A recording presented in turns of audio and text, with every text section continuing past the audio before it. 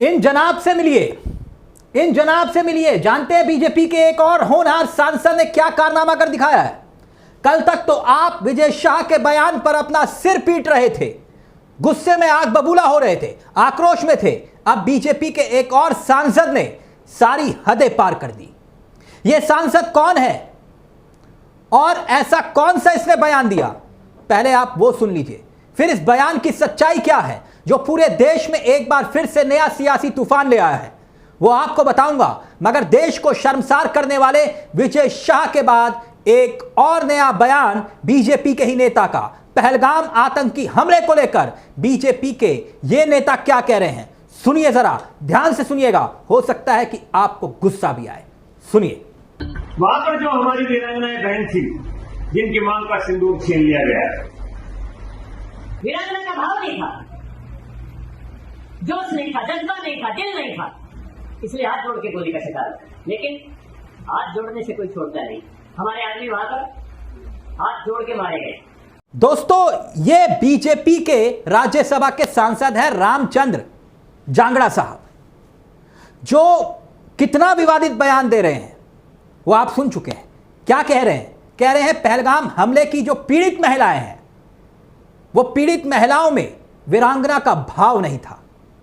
सोच सकते हैं आप, जिन्होंने अपने आप को, अपने सामने अपने जीवन साथी को खोया, उनको ये मंत्री कह रहे हैं कि उनमें जोश नहीं था, उन महिलाओं में जज्बा नहीं था, इसलिए हाथ जोड़कर गोली का शिकार बन गए।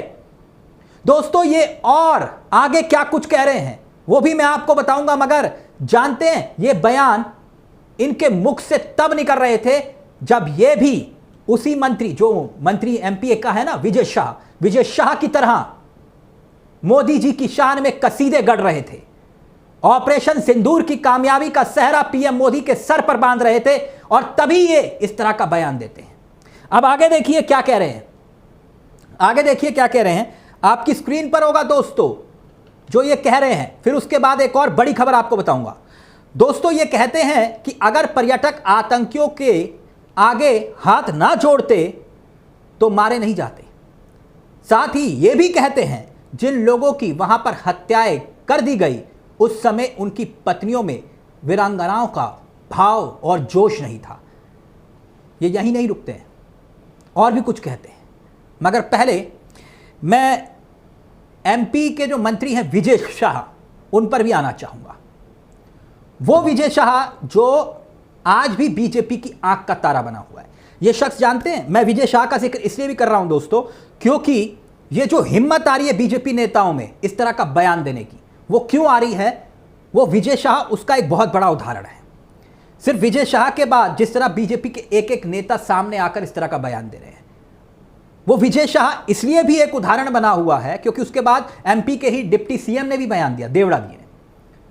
और विजय शाह आज उसकी स्थिति यह है कि सुप्रीम कोर्ट से बचने के लिए एक बार फिर से उसने माफी मांगी है। इसी विजय शाह ने एक बार फिर से एक नया पैतरा निकाला है। पैतरा यह कि सुप्रीम कोर्ट ने जो एसआईटी गठित की थी, उसकी स्टेटस रिपोर्ट 28 तारीख को आनी है, और उससे पहले यही विजय शाह क्या कर रहे हैं, माफी मांग रहे हैं, हाथ जोड़ रहे हैं, पैर पड़ रहे हैं, कह रहे हैं माई बाप आज के बाद कुछ नहीं कहूंगा। जो मैंने कर्नल सूफिया कुरैशी को लेकर कहा उसके लिए मैं माफी मांगता हूं, मुझे माफ कर दो। लेकिन दोस्तों, जिस तरह की जो स्थिति बनी हुई है, एक के बाद एक नेता ऑपरेशन सिंदूर का सेहरा पीएम मोदी के सर पर बांधने की कोशिश कर रहे हैं, और जिस गरम सिंदूर की बात देश के प्रधानमंत्री कर रहे हैं, और ठीक उसके बाद बीजेपी के ही नेता इस तरह का बयान दे रहे हैं, क्या यह देश को शर्मसार करने वाला नहीं है? क्रेडिट लेने की होड़ में हम इस हद तक आ गए, किस हद तक? ये जांगड़ा साहब और क्या कुछ कह रहे हैं, अब वो भी सुनिए। दोस्तों, ये कह रहे हैं जो ट्रेनिंग पीएम मोदी इस देश के लोगों को देना चाहते हैं, मैं प्रमाण के साथ बता रहा हूं जो इनकी सोच है, जो ट्रेनिंग इस देश के लोगों को पीएम मोदी देना चाहते हैं, अगर यह ट्रेनिंग उन पर्यटकों के पास होती तो 3 उग्रवादी 26 लोगों को नहीं मार सकते थे। उनके हाथ में जो भी आता, लाठी या डंडा, अगर उन पर चारों तरफ से हमला कर दिया जाता तो ज़्यादा से ज़्यादा क्या होता? जानते हैं क्या कह रहे हैं? कह रहे हैं 5-6 लोग ही तो मर जाते और आतंकवादी भी तो मारे जाते। हमारे 5-6 लोग मारे जाते, हमारे पर्यटक हाथ जोड़कर मारे गए। हाथ जोड़ने से कोई नहीं छूटता, कोई नहीं छोड़ता। समझ रहे हैं ना? तो आप इनसे पूछिए कि ये जतलाना क्या चाह रहे हैं कि जिन्होंने अपनों को खोया, अपने सुहाग को खोया, और देश के प्रधानमंत्री ने तो कहा हमने नाम दिया ऑपरेशन सिंदूर, उसके पीछे का भाव क्या था? और ये मंत्री, ये सांसद जो बयान दे रहे हैं एक के बाद एक कि वीरांगनाओं का भाव था, पहलगाम में जो हमारी वीरांगनाएं बहनें थी जिनकी मांग का सिंदूर छीन लिया गया, अगर उन्होंने अल्हैया बाई का इतिहास पढ़ दिया होता तो उनके सामने उनके पतियों को मारा नहीं गया होता, गोली नहीं मारी गई होती। बताइए इस तरह की सोच और नजरिया क्या कहता है दोस्तों? मतलब जो परिवार जिन्होंने अपनों को खोया, अगर वो इस बयान को देखेंगे तो क्या सोचेंगे?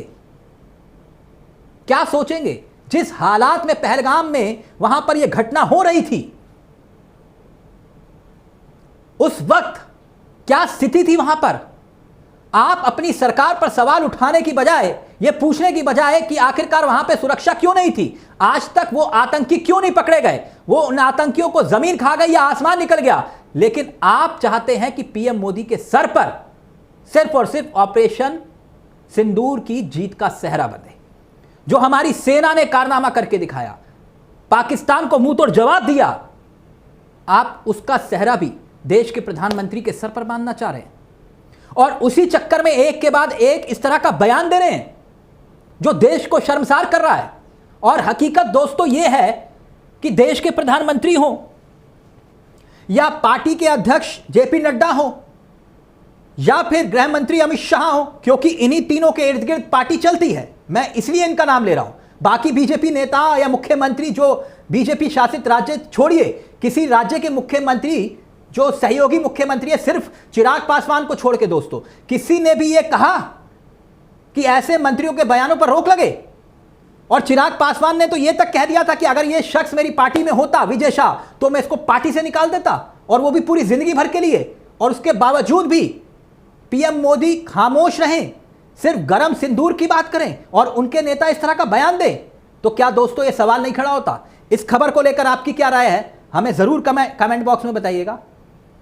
और हाँ, चलते चलते एक बार फिर से आपसे यही दरख्वास्त कि अगर आपने इस चैनल को सब्सक्राइब नहीं किया तो प्लीज़ सब्सक्राइब करिएगा। मुझे तिलक चावला को दीजिए इजाज़त। नमस्कार, जय हिंद, जय भारत।